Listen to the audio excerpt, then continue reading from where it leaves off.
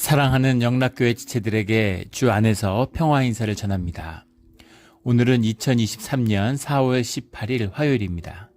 오늘의 묵상 본문은 역대상 19장 1절로 19절까지의 말씀입니다. 오늘 본문 말씀 19장 1절부터의 말씀은 이렇게 시작합니다. 그 후에 암몬 자손의 왕 나하스가 죽고 그의 아들이 대신하여 왕이 되니, 암몬 자손의 왕 나하스가 죽고 그 죽이식이 이루어지는 때의 사건인데요. 사무엘하 10장에 나오는 그것과 10장의 본문과 평행절을 이루고 있죠. 2절에 다윗이 이르되 한운의 아버지 나하스가 전에 내게 호의를 베풀었으니 이제 내가 그의 아들 한운에게 호의를 베풀리라. 나하스라는 말은 이제 원문의 뜻은 뱀이란 뜻입니다. 뱀이 이제 암몬 왕의 명칭인 거죠. 애굽의 왕을 바로라고 부르는 것처럼 이 암몬의 왕을 나하스라고 부르는 겁니다. 이 나하스 왕이 사울과 싸워서 패한 적이 있죠.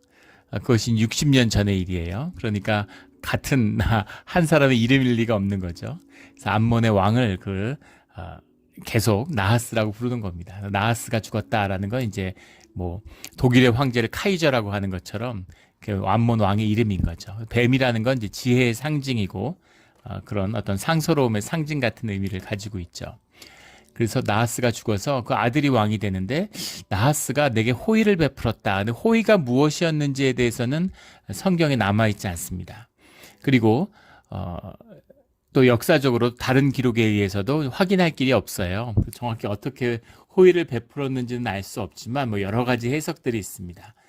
다윗이 왕에 등극했을 때 그것을 이제 축하하는 대규모 사절단을 보냈기 때문에 나하스의 아들을 한운의 즉위시에도 이것을 보냈을 것이다. 뭐 이런 해석도 있습니다. 또 다른 해석은 아마 두 나라가 평화를 유지하고 화친을 맺지 않았겠느냐. 뭐 이런 해석도 있고, 또 다른 해석으로는 이 사울의 핍박을 받아가지고 다윗이 도망을 다닐 때, 근데 그 암몬과 사울이 대립했으니까 사울의 핍박을 받는 다윗을 아마 보호해주거나 어떤 도움을 주지 않았겠느냐, 뭐 이런 해석도 있습니다.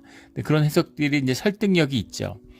단지 왕이 됐을 때 사절단을 보냈다고 해서 그것이 호의를 베풀었다, 뭐 이렇게까지 얘기하지는 않겠죠. 그리고 서로 만약에 화친을 맺고 불가침조약을 맺었다면 그걸 호의를 베풀었다 이렇게 얘기하지는 않을 겁니다. 그래서 아마 뭐 왕이 됐으니까 당연히 사절단을 보냈을 텐데 호의를 베풀었기 때문에 사절을 보낸다라고 하는 의미는 뭔가 개인적인 고마움이 그 아버지한테 있었던 것이겠죠. 그래서 마지막 절에 뭔가 기록에 남아있지 않지만 그런 다윗에 대한 여러 가지 뭐 은혜를 베푼 사건들이 있었을 것이다 라고 예상해 볼 수 있겠습니다. 죽음을 문상하게 하니라. 다윗의 신하들이 암몬 자손의 땅에 이르러 한운에게 나아가 문상하매. 3절에 암몬 자손의 방백들이 한운에게 말하되 왕은 다윗의 조문사절을 보낸 것이 왕의 부친을 존경함인 줄로 여기시나이까. 그의 신하들이 왕에게 나온 것이 이 땅을 엿보고 정탐하여 전복시키고자 함이 아니나이까 하는지라. 의심이 들어간 거죠. 왜 이렇게 의심을 했을까? 선이잖아요. 좋은 뜻으로. 그리고 사실은 이것을 좋게 받았으면 아주 좋은 일이 될 수 있지 않습니까? 더 친목이 깊어지고 이스라엘과의 화평을 이룰 수 있는 암몬에게는 굉장히 좋은 기회가 됐을 텐데, 이것을 암몬이 이제 멸망하게 되는 이제 그 문을 여는 사건이 되고 맙니다. 여기 보면 암몬 자손의 방백들, 그러니까 이 당시는 이제 다 이렇게 봉건 형제 같은 각 지역에 있는 여러 다스리는 봉건 영주들이, 그들을 또 그 위에 다스리는 왕이 있고 이런 거죠. 그런데 그들이 모여가지고 다 두려운 겁니다. 왜 이렇게 두려움이 사로잡혔을까? 다윗이 왕이 된 다음에 이스라엘의 국력이 나날이 막 흥왕하고 있는 거죠. 그걸 보니까 두려운 거예요. 그 두려움이 있었을 것이고, 또 하나의 그 두려움과 함께 의심이 있는 것이죠. 이 의심의 본질이 뭐겠습니까? 왜 이스라엘이 강해지면 자기들을 침략할 거라고 생각할까요? 그것은 이 암몬의 그의 중심이고 실체이기 때문인 거죠. 자기들이 강성해지면 당연히 이스라엘을 공격할 것이기 때문입니다. 그러니까 그런 의심을, 사람이 의심을 하는 건 다 자기 자신의 모습이죠. 의심하는 거에는 자기 안에 그런 것이 있기 때문이에요. 저 사람은 그렇게 악할까? 그 사람이 악한 것을 내가 어떻게 센스할 수 있을까요? 내 안에 악이 있기 때문입니다. 내가 악이 없고 완전히 선한 사람이면 상대방이 악한 의도가 있어도 그 악을 센스하지 못하죠. 내가 악이 없는데 어떻게 악을 알아봐요. 그래서 악을 알아보는 비밀은 내 안에 있는 악입니다. 그래서 그런 의심이 사실 암몬 안에 있는 이유가 있는 것이죠. 그리고 그 의심이 당연히 두려움을 낳고, 두려움이 이제 어처구니 없는 그 외교적인 이제 재앙을 일으키는 그런 사건을 벌이고 마는 거죠.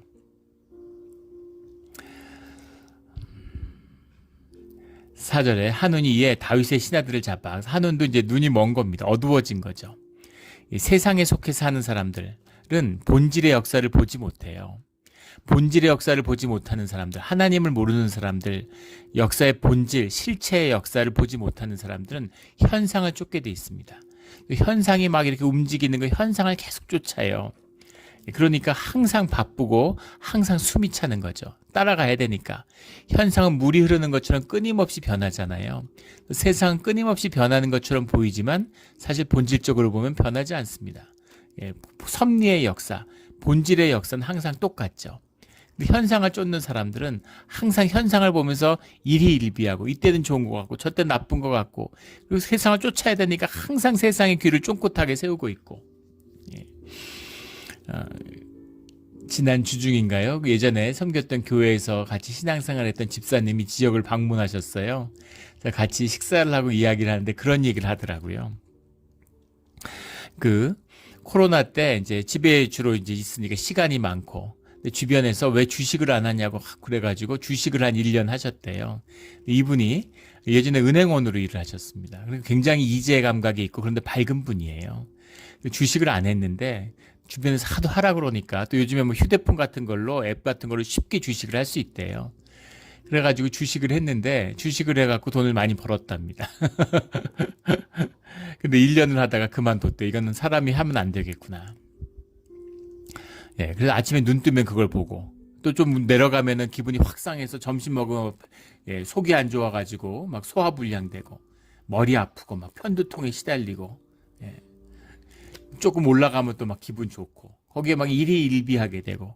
그러니까 세상에 어떤 것이 주식에 영향을 미칠지 모르니까 수많은 영향을 받잖아요. 그러니까 막 뉴스를 끼고 살고, 온갖 뉴스들, 온갖 분석들, 그리고 뭐 세계 뉴스를 다 살펴야 된다는 거예요. 그래갖고 너무 막 머리가 아프고, 그래가지고 아유 이렇게 해갖고는 돈을 뭐 몇 푼 버는 게 아니라 명대로 못 살겠구나. 그래서 그걸 다 접었다고, 다 정리하고 다 팔아버리고 정리했다, 이런 얘기를 하시더라고요. 혹하는 것이죠.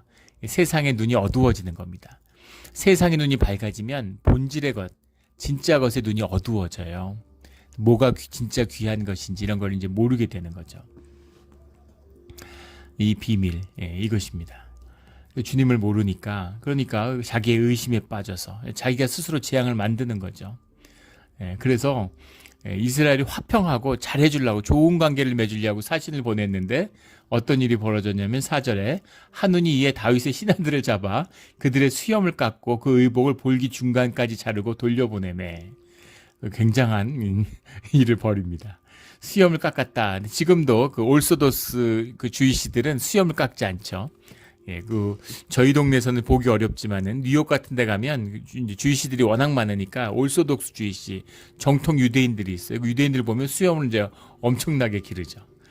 그 수염이라는 것이 명예와 어떤 긍지, 그 상징 같은 것이 수염인데, 그 수염을 깎았다는 겁니다. 이거는 이제 목숨을 깎는 것처럼, 우리 조선시대 때 상투를 자르는 것처럼 신체발부 수지부모라, 그래서 머리를 절대 깎을 수가 없는데 머리를 상투를 자르는 것 같이 그런 수치인 거죠. 수염을 깎고. 사무엘하 9장 4절에 보면 수염의 절반만 깎았다, 이렇게 되어 있습니다. 수염의 절반만 깎았다는 건 수염의 반을 깎았다는 얘기가 아니라 얼굴을 좌우 대칭으로 나눴을 때 그 절반의 수염을 깎았다는 거죠. 그러니까 보기에도 얼마나 우스꽝스러웠겠어요. 이런 모욕이 어디 있습니까? 근데 이건 있을 수가 없는 일인 것이, 특사라고 하는 것, 지금도 마찬가지죠. 대통령이 대통령한테 특사를 보냈다, 한 나라에. 그럼 그것이 대통령의 권한을 대행하는 거예요. 대사가 나와 있는데 정권 대사라고 그러죠. 대사를 굉장히 그 격조 높게 이렇게 대통령이 맞이하고 이런 걸 볼 수 있을 겁니다. 그 대사가 외교관의 뭐 직급으로 보면 높지 않지만 그 나라에서는 다른 나라의 권한을 대표하는 전권을 위임받은 대사이기 때문인 것이죠. 특사가 가면 국가 원수급 대접을 해요. 어떤 사람이 왔던 그게 중요한 게 아니라 그 국가 원수와 원수, 그 나라의 대통령인데 한 나라에서 특사가 오면 대통령이 방문한 것처럼 의전을 보면 마주 앉아서 그렇게 의전을 합니다.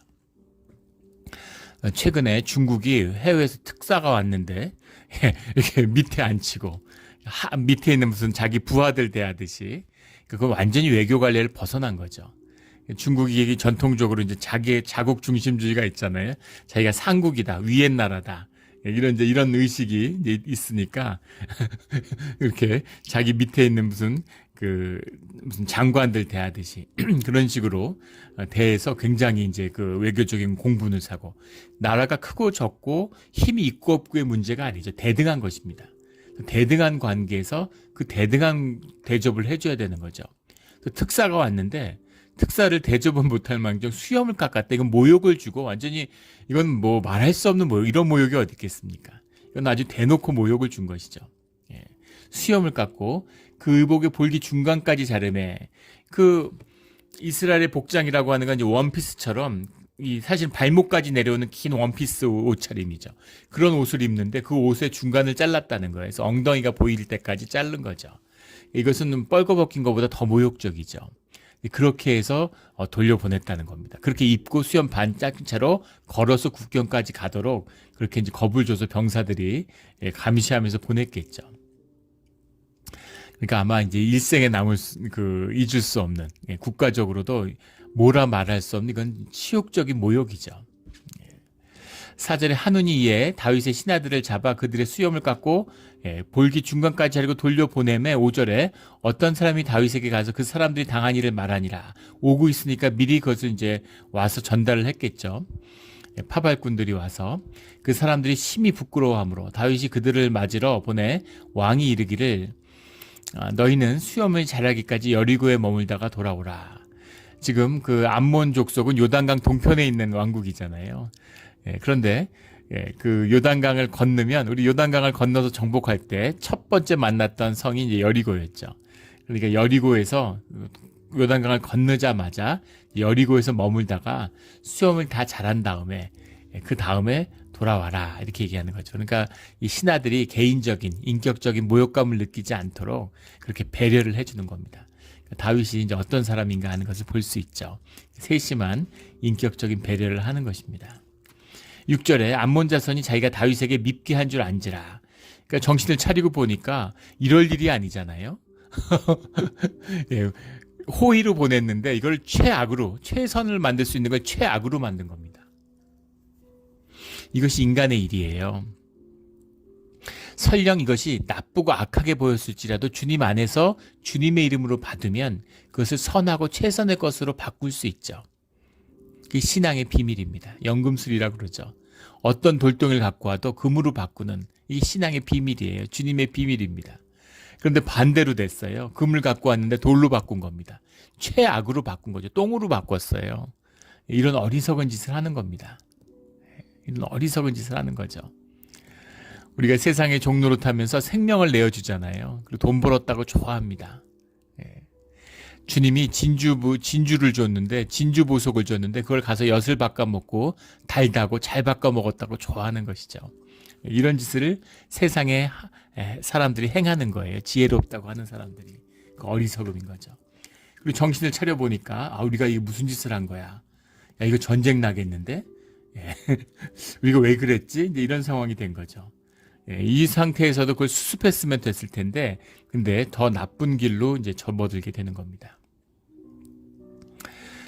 한운과 암몬 자손과 더불어 은 1000달란트를 아람 나하라임과 아람 마아가와 소바에게 보내 명거와 마병을 삭을 내되 용병들을 싸워서 도저히 암몬이 생각해 보니까 이스라엘과 맞붙어서 승산이 없는 거죠.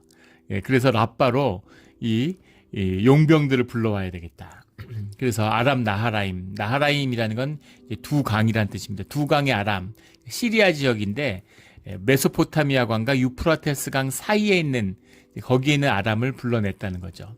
아람 마가라는 건 이제 다마스커스의 근방이라고 그래요. 예, 다메섹 근방에 있는 또 아람 마가죠. 아람 마가와 아람 나하라임 두 강 사이 아람 사이에와 또 이제 소바 이런 왕국의 그 신하들을 보내가지고 명과 바명을 이제 빌려왔다는 거죠. 용병을 쌓았다는 겁니다. 근데 그것을 위해서 은 1000달란트를 줬다라는 거예요. 그래서 어마어마한 겁니다. 진짜 은 1000달란트가 암몬에 있었을까라고 의심스러울 만큼 엄청난 비용이죠. 한 달란트가 6000 드라크마입니다.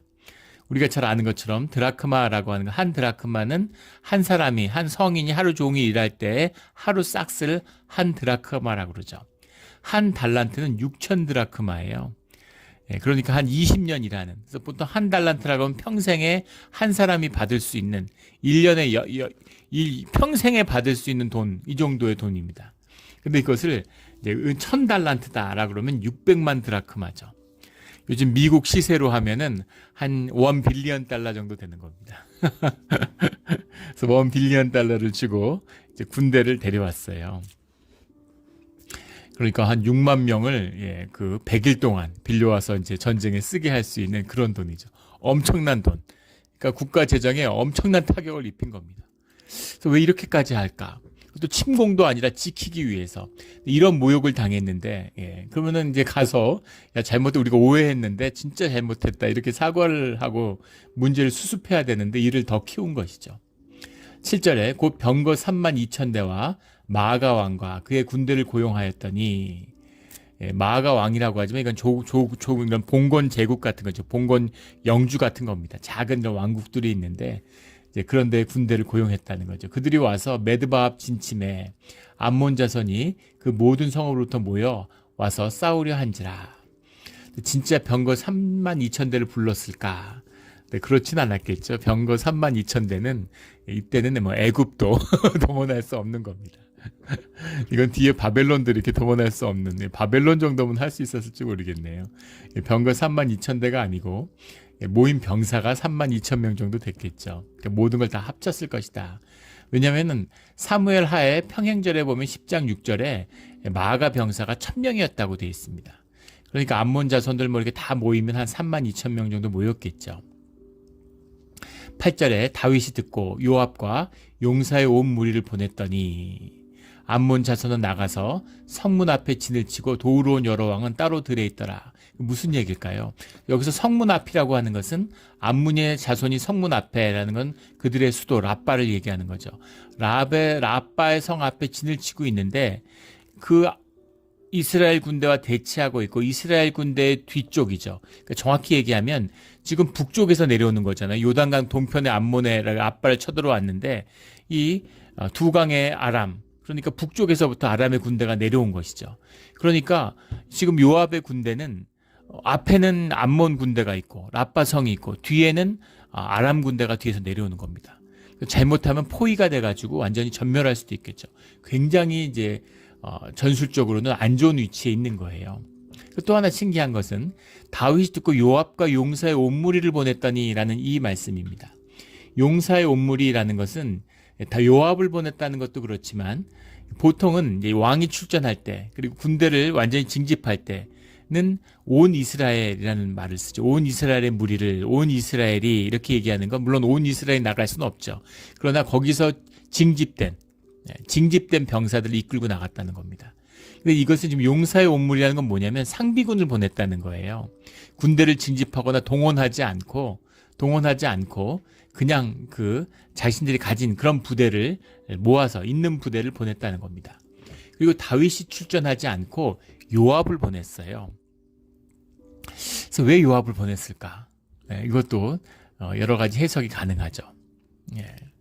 하나는 이때는 이미 이스라엘이 광대해져서 다윗이 강대해져서 왕이 블레셋을 싸워 이겼어요.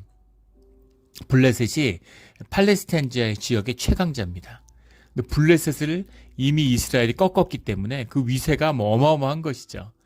다윗의 왕국간에 이제 뭐 흥왕해주 군대가 세지니까 그러니까 이제 뭐 암몬 정도는 다윗이나 이스라엘이 다 나가지 않고 그냥 상비군을 보내서 요압을 통해 보내서도 제압을 할 만큼 다윗의 왕국이 왕성했다라고 보는 겁니다.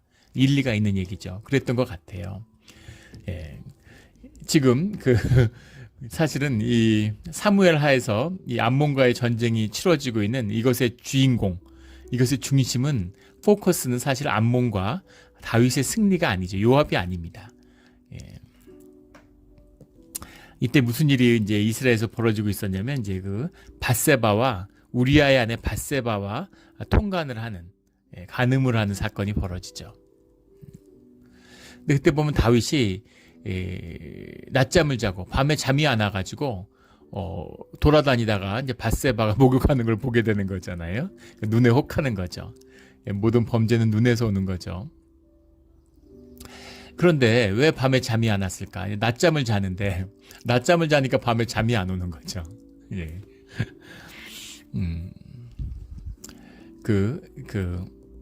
밤에 잠이 안 와가지고 이제 굉장히 불면증으로 고생하는 분이 있습니다. 한국에 있을 때도 그런 불면증을 앓는 분들을 자주 봬요. 스트레스가 심하고 이러니까 불면증이 오는 거죠. 그래서 불면증을 앓는 분이 얼마나 고생을 하는지 그걸 잘 알아요. 예. 제가 수도원에 있을 때도 불면증을 앓는 분하고 이제 들어와서 같이 지냈기 때문에 그게 정말 사람을 잡는 병이죠. 얼마나 힘든 병인지 모릅니다. 그런데 새벽 기도를 하면 불면증이라는 게 있을 수가 없죠. 새벽 기도를 하면은 9시 뉴스를 못 보죠. 9시 뉴스 보고 자는 게 쉽지 않습니다. 벌써 저녁 때가 되면 잠이 쏟아지기 때문에 일찍 자야 돼요. 예. 새벽 기도, 저희 이제 누나들도 늦게 이제 주님을 영접하고 이제 감격이 있고 그러니까 새벽 기도를 나가는 거예요. 근데 새벽 기도를 나가는데, 그래서 제가 그 얘기를 해줬어요. 새벽 기도의 성패는 낮잠을 자느냐 안 자느냐에 있다고. 그래서 낮잠을 자지 않는 걸 제일 조심해야 된다. 그래서 제일 중요한 건 처음에는 새벽 기도를 끝나고 집에 가서 자지 않도록 조심하고, 그 다음에는 오후에 자지 않도록 조심하라고. 그러면서 그러면 사실 새벽 기도의 유익이 별로 없는 거죠. 예전에 한 성도님이 그런 얘기한 걸 들은 기억이 나요. 죄를 짓고 싶어도 매일 새벽 기도를 하는 분이었는데, 죄를 지을 기운이 없다고, 죄를 지을 에너지가 없다, 이렇게 얘기하시더라고요. 육성이 죽는 거죠. 밤에 돌아다니고 밤에 나가야지 뭔가 사고를 치지 않겠습니까? 근데 초저녁에 자는데 뭐가 있겠어요? 낮에는 일하고. 죄 지을 힘이 없다, 이렇게 얘기하시는데 이제 그런 거죠. 근데 이제 왕이 전쟁 중인데 아무리 이스라엘 국력이 세다 그래도 지금 암몬과 아람의 연합군대가 전쟁을 하고 있는데 낮에 낮잠을 자고 왕이 밤에 할 일이 없어 돌아다니고 있어요. 그러니까 얼마나 이스라엘이 여유가 있었는가 하는 것을 보여주는 것이죠. 뒤에 암몬을 정복할 때 20장에 가면 1절에 해가 바뀌어 왕들이 출전할 때가 되매라는 말씀이 나옵니다. 그리고 암몬의 랍바를 점령할 때는 다윗이 출전하죠. 그러면은 왜 랍바를 점령할 때는 암몬을 점령할 때는 다윗이 출전했을까? 물론 공성이라고 하는 건 군대가 어마어마하게 많이 필요합니다. 성을 점령한다는 건 고대 대포가 있고 이런 시절이 아니기 때문에 성을 완전히 에워싼 다음에 출입 물자나 이런 걸 끊는 거예요. 농성을 하는 것을 공성이라는 게 농성의 모든 물자와 자원을 끊는 장기간에 걸리고 많은 군대가 필요하기 때문에 현대도 그렇죠. 공격을 하려면 수비하는 병력의 3배가 있어야 된다라는 게 전술의 원칙이라고 하죠. 그러니까 고대에는 훨씬 많은 군대, 10배의 군대가 필요했다고 그러죠. 성을 공략하려고 하면. 그래서 더 군대가 필요했을 수도 있고, 또 다른 견해는 뭐냐면 이 계절 때문이었다는 거예요. 계절이 우기가 다가오고 있기 때문에. 그래서 암몬도 사실 이스라엘이 공격했을 거라고 생각 못했을 것이다 라는 그런 해석이 있는 겁니다. 그리고 군대를 보내가지고 지금 군대가 결집하거나 어떤 경고의 의미, 한번 혼내주는 의미가 있지, 이 요압의 군대를 보내서 암몬을 정복하겠다 이런 식의 출병은 아니었을 것이다 라고 보는 거죠. 왜냐하면 우기가 다가오기 때문에 왕이 출병할 시기가 됐다라는 건 우기가 지났다라는 얘기입니다. 팔레스타인 지역이 지중해성 기후죠. 우리 캘리포니아 생각하시면 돼요. 그래서 이제 11월 이렇게 되면은 비가 오기 시작하는 겁니다. 한 2월, 3월까지. 계속 비가 오기 때문에 우기의 군대를 움직이는 게 어렵죠. 우기에는 전쟁을 하지 않아요.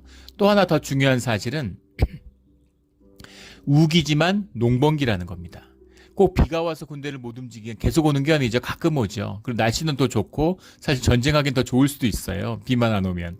그러나 그게 문제가 아니라 농사를 본격적으로 져야 하는 농번기죠. 우리 몬트레이 카운티 보면 알 수 있죠. 겨울에 일이 많잖아요. 농사 짓는 분들이 있고 그때가 농사일가 막 열심히 짓고 농사꾼들이 많이 와 있으니까 또 이 장사도 잘 되고 그런 성수기가 되는 거죠. 그런 것처럼 한국 같은 경우는 겨울이 농한기죠. 봄, 여름이 농번기고 이제 겨울에 노는 거잖아요. 근데 이제 팔레스타인 지역에서는 가을에 놀고 씨를 이제 10월, 11월 되면 씨를 뿌리기 시작하는 겁니다. 그래서 일을 해야 되는 농번기니까 농번기에 장병들을 동원하면 누가 일을 해요. 그러니까 이제 전쟁을 하지 않는 거죠. 아시아에서는 뭐 중국도 마찬가지고 한국도 그렇고 일본 역사를 봐도 마찬가지입니다. 전쟁은 겨울에 하는 거예요. 그런데 이 팔레스타인 지역에서는 전쟁을 봄에 하는 거죠. 가을에 하거나 늦가을에 하거나 늦봄에 하는 겁니다. 그런데 지금 그런 의미로 그런 의미였을 것이다. 출정하지 않은 것이. 근데 중요한 것은 뭐 어떤 의미든 간에 강한 것도 있었고 이번에 완전히 암몬을 장복할 때는 아니라는 전략적인 판단도 있었겠죠. 근데 중요한 것은 이 시기, 이 왕성하던 시기에 이 다윗의 이런 왕국의 중심인 이 다윗의 내면이 무너져 내리고 있었다라는 겁니다. 21장까지 가면 이제 공개적으로 드러나게 되는 거죠. 근데 이 역대기에서는 그 사실을 뺐어요.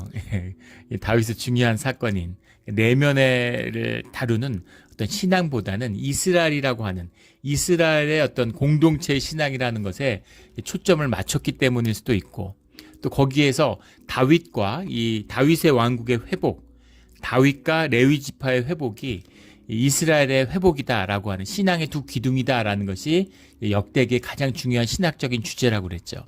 그러니까 다윗의 어떤 개인적인 일탈 이런 것을 다루고 싶지 않아 하는 또는 좀 다윗을 이렇게 덮고 싶어 하는 그런 의도가 있지 않았을까라고도 볼 수 있겠습니다.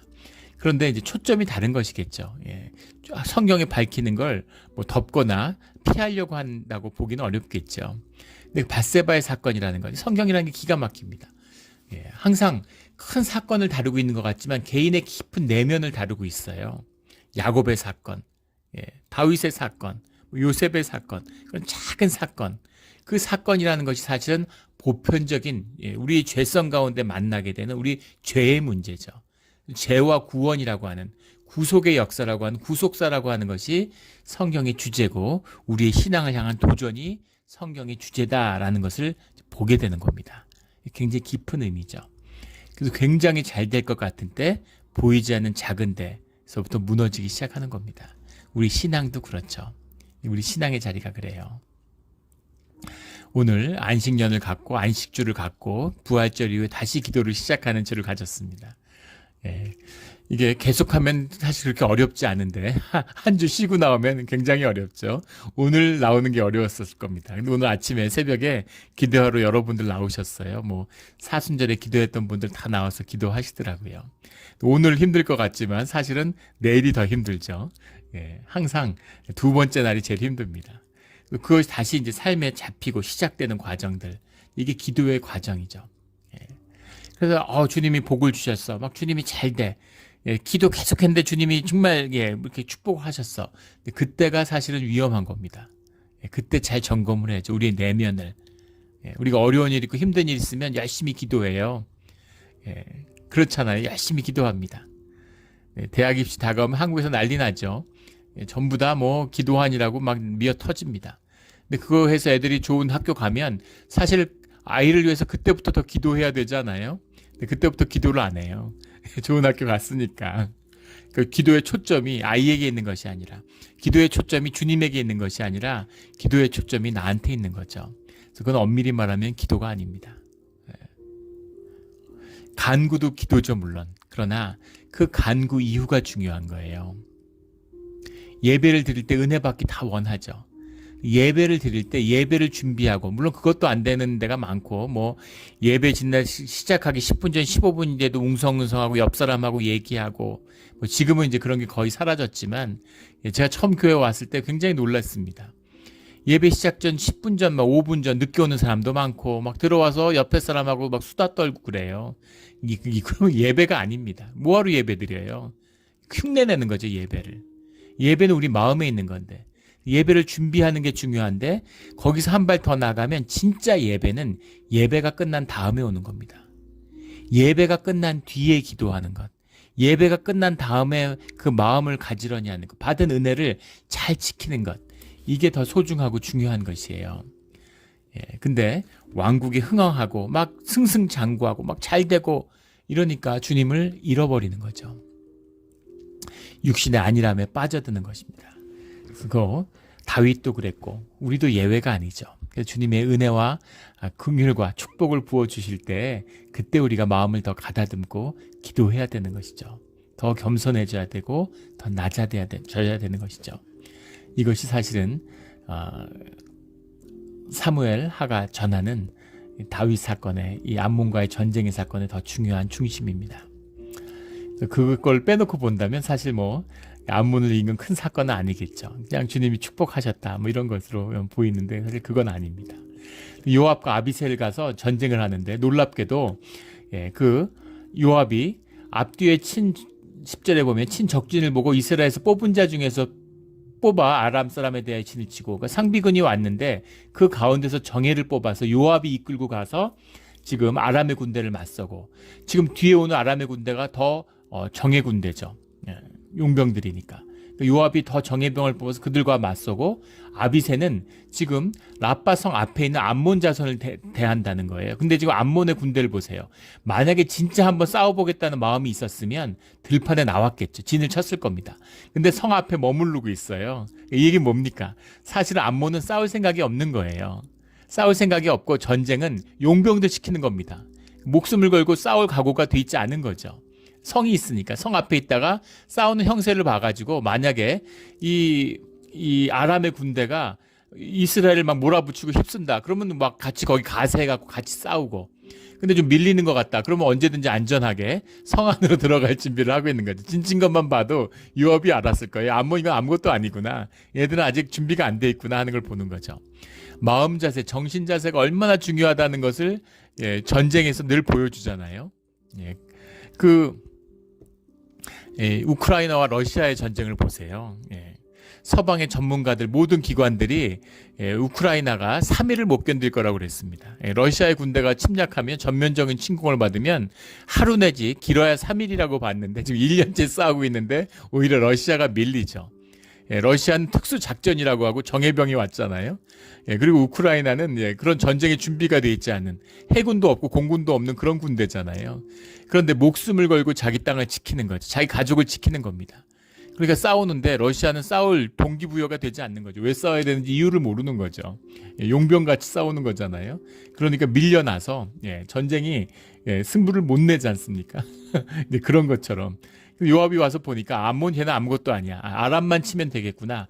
정예병을 뽑아서 요압이 아람을 치러 북쪽으로 올라가고 남쪽은 아비새가 남아서 암몬 작성이 나오는 것만 막아. 이런 거죠. 작전이 그대로 들어맞았어요.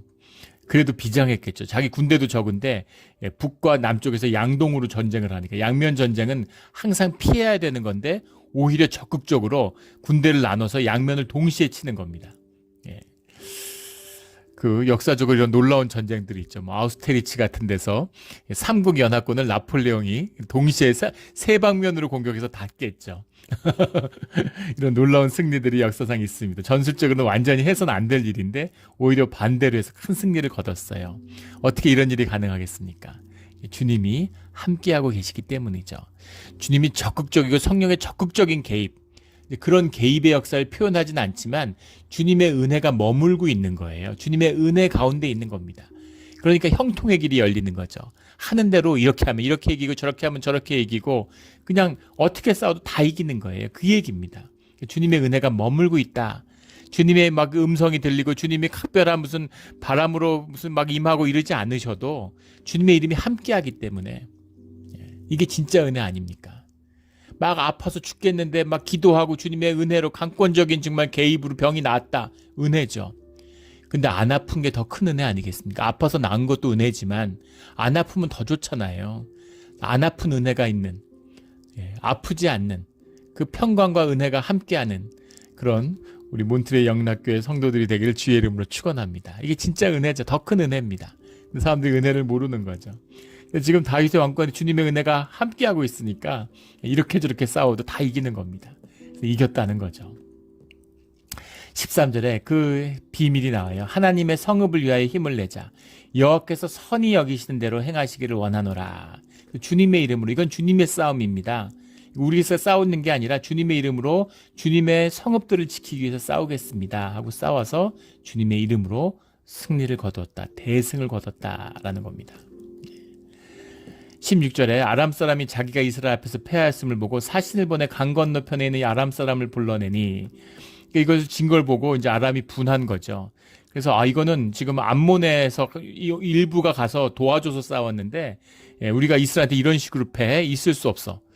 그래서 이제 아람 왕국의 자존심을 걸고 싸우려고 하는데, 이 시리아 이 지역 아람이라는 것이 통일된 왕국이 아니잖아요. 그래서 우리가 지금 두 강, 아람 나하라임 지역에 있는 사람들만 불러서 가서 이렇게 됐지, 그 강 건너편에 있는 유프라테스 강 우편에 있는 사람들 다 불러내서 우리 아람의 이름으로 한번 제대로 싸워보자. 그런 거예요. 그래서 하다데셀의 군대 사령관 소박, 대단한 장군이었겠죠. 이 사람을 중심으로 해서 전쟁이 붙었는데, 그랬는데 다윗이 이때는 군대를 이끌고 나가서 맞붙었다는 겁니다. 대승을 거뒀다라는 거죠. 18절에 아람 사람이 이스라엘 앞에서 도망한지라 다윗이 아람 병거 7,000대와의 군사와 보병 4만 명을 죽이고 또 군대 지휘관 소박을 죽이며, 군대 지휘관, 최고 지휘관이 사망에 전사했을 정도니까 얼마나 큰 패배를 당했는지를 알 수 있는 거죠. 근데 병거 7,000대를 깼을까? 병거 7,000대를 아람이 몰고 나올 수 있었을까? 또 의문이죠. 그 사무엘하 10장 18절에 보면 700승이었다고 나옵니다. 700대였다. 그게 맞겠죠. 700대가 맞을 것 같습니다. 근데 이제 이스라엘의 영광을 드러내려고 하니까 7,000대라고 한 게 아닐까. 보병 4만 명을 죽이고 군대 지휘관 소박을 죽이매. 그래서 보병 4만 명을 죽였을까에 대한 여러 역사적인 논란도 있는데, 꼭 4만 명을 다 죽이지 않았어도 4만 명을 물리쳤다. 이제 그런 이야기죠. 그렇게 주님의 영광을 드러냈다라는 겁니다. 그래서 원래는 암몬에게 이 문상하로 갔다가 당한 모욕 때문에 비롯된 일인데 아람을 다 정복하는 사건이 되었다라는 겁니다. 내일 나눌 20장에 가면 암몬 족속도 정복하게 되죠. 다윗 왕국 때 모든 팔레스타인을 완전히 석권하게 돼요. 이게 솔로몬 때까지 이어지게 되는데, 그런 은혜를 주님이 주시는 거죠. 주님이 처음으로 약속했었던 땅, 여호수아에게 약속했던 그 땅을 여호수아 때 그 이후로도 전혀 정복하지 못했습니다. 그 정복이 이루어지는 것이 이 다윗의 때죠. 그래서 주님의 말씀이 이루어지는 것이고, 또 다윗이 주님과 하나가 됨으로 주님의 은혜가 임했다라는 오늘의 말씀과 사건입니다. 주님의 은혜가 함께함으로 모든 우리의 삶 가운데 형통의 길이 열리는, 누워도 복을 받고 서도 복을 받고 들어와도 복을 받고 나가도 복을 받는 우리의 삶의 자리가 되기를 예수 그리스도의 이름으로 축원합니다. 아멘. 기도드리겠습니다. 하나님 아버지 감사합니다. 우리가 주님의 은혜 속에 살아서 주님의 은혜가 함께한다는 것이 얼마나 귀하고 복된 것인지를 느끼지 못할 때가 있습니다. 주님의 은혜를 떠나야지만, 주님의 보호하심을 떠났을 때만이 주님의 은혜가 얼마나 간절하고 소중하고 귀한 것이었음을 기억하게 됩니다. 주님, 우리 늘 마음이 깨어나게 하시고 마음이 무뎌지지 않게 하시고 기도하는 자들이 되게 하여 주시옵소서. 주님의 은혜가 언제까지나 함께하는, 은혜 위에 은혜를 더하는 그런 삶의 길이 되기를 소원합니다. 감사하며 예수 그리스도의 이름으로 기도드렸습니다. 아멘.